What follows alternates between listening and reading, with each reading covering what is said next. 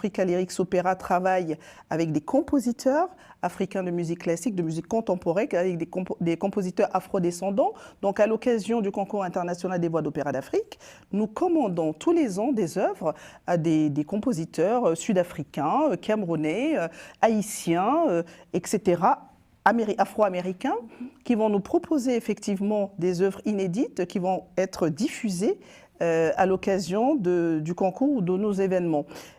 Et d'un autre côté, nous travaillons aussi à la préservation de notre culture pour justement nous réapproprier notre histoire par le prisme de l'opéra, mais c'est simplement raconter l'histoire de l'Afrique sur scène grâce à la création et grâce aux compositeurs avec lesquels nous collaborons.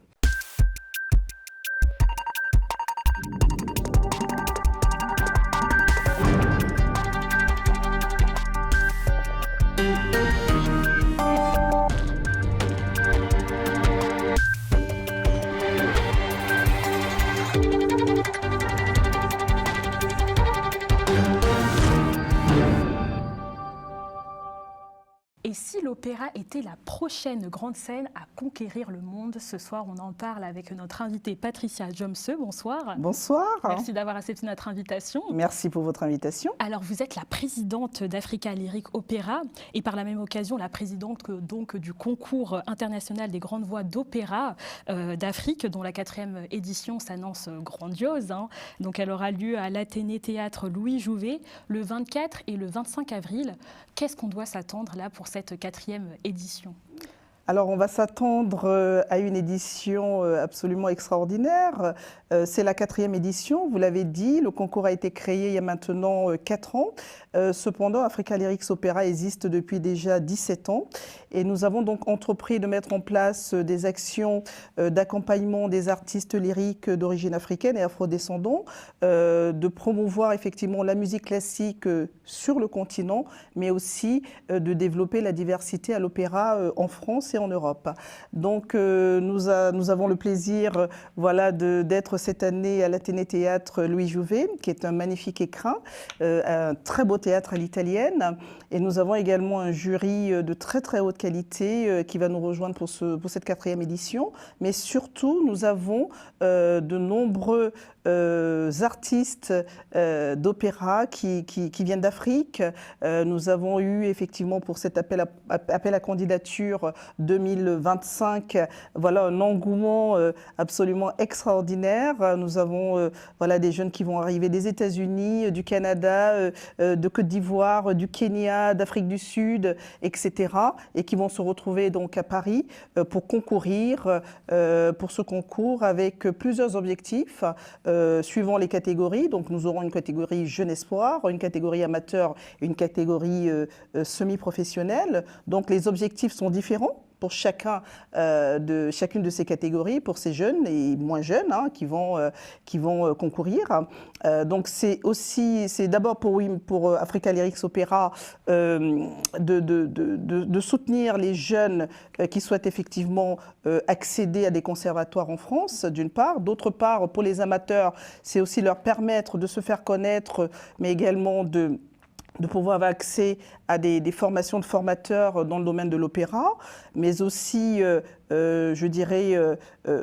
prétendre effectivement à une carrière dans le futur beaucoup plus construite, avec un accompagnement d'Africa Lyrics Opera. Et pour les semi-professionnels, l'objectif, c'est d'apporter une orientation vers le milieu de l'employabilité en France et puis sur d'autres scènes, bien évidemment, grâce au partenariat que nous avons avec différents opéras français. Je pense notamment à l'opéra de Montpellier, de Rouen, de Tours, de Lille, de Toulouse également, qui nous soutiennent et qui accompagnent également la visibilité de ces chanteurs à l'occasion d'une tournée française que nous organisons tous les ans. Et sur le continent africain, est-ce que vous ne trouvez pas que justement l'opéra a du mal à s'imposer?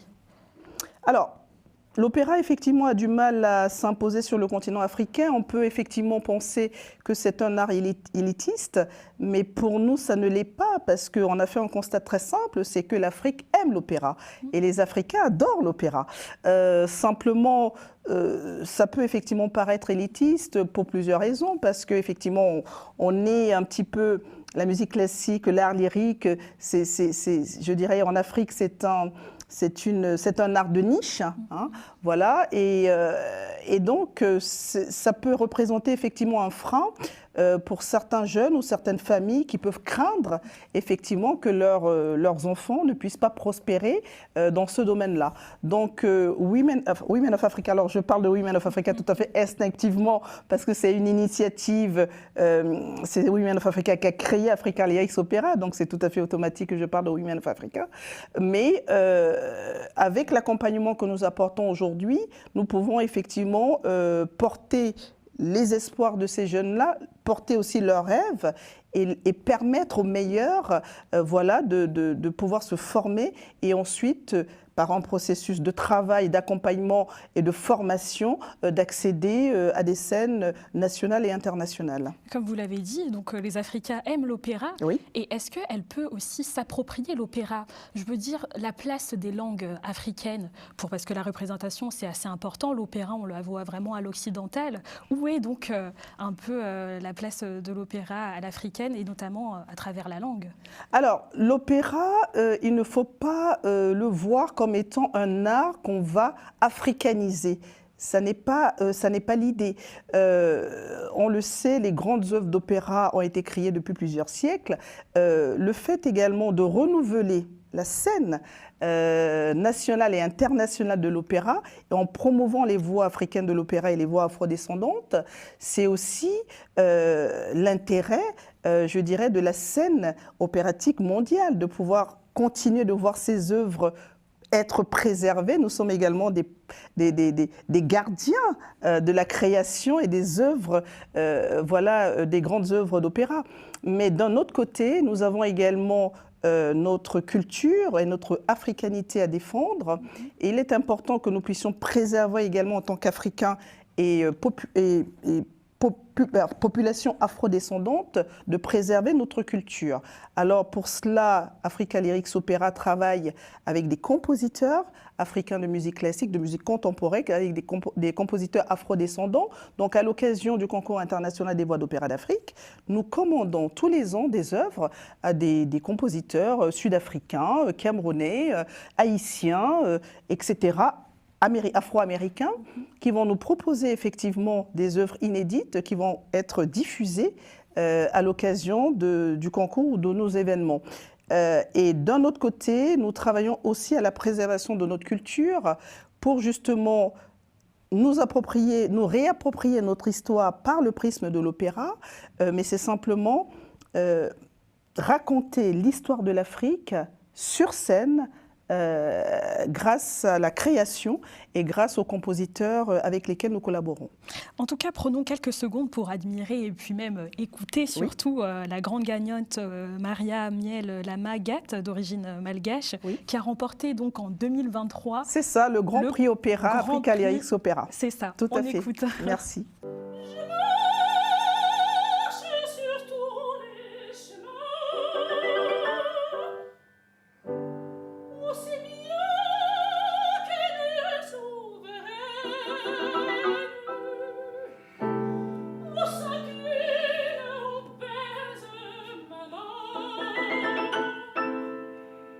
C'est merveilleux, hein. On veut savoir vraiment où vous dénichez ces talents. Comment se passe donc la candidature, les Alors c'est extraordinaire, à l'instar de ce que vous venez d'écouter. Je voudrais souligner le talent absolument incroyable des voix d'opéra d'Afrique. Alors vous avez des jeunes dans ces pays qui rêvent de chanter, qui sont passionnés de musique et qui ont des voix absolument merveilleuses.